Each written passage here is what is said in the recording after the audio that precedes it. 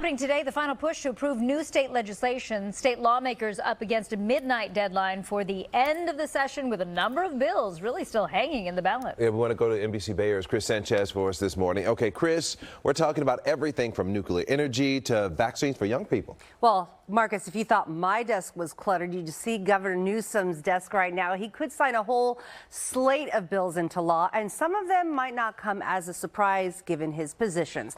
The governor is expected to sign Senate Bill 1020, which would require 100% of electricity to be renewable by 2045. There are benchmarks for the years leading up to that as well. There are also two bills that could boost housing construction in commercial areas, and there's a bill that would make it easier for the California Medical Board to punish doctors who spread COVID disinformation. Now, speaking of COVID, a bill allowing teenagers 15 and older to get vaccinated without their parents' consent is also on the governor's desk, and this would apply to vaccines other than COVID as well. There's also a number of bills related to abortion access, from protecting people from prosecution to allowing nurse practitioners to perform the procedures without a doctor's supervision, and covering costs for Californians who are uninsured or underinsured. Remember, he said we're not paying for other people to come here and have them. They can come, though.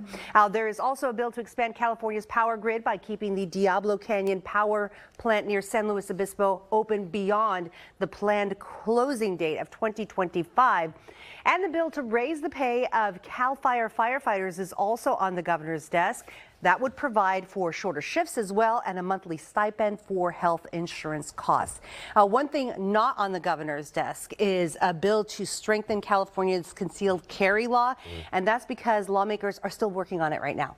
They may take it to another vote. It failed in the assembly, but the governor has really been pushing for this, and so if they can change some of the language, perhaps that passes. If not, then it won't be on his desk by the end of the day. That's a lot. I was going to say a lot. Well, he's the governor. That's right. the job. He's going to have a hand cramp by the end of the day, probably. Thanks, Chris.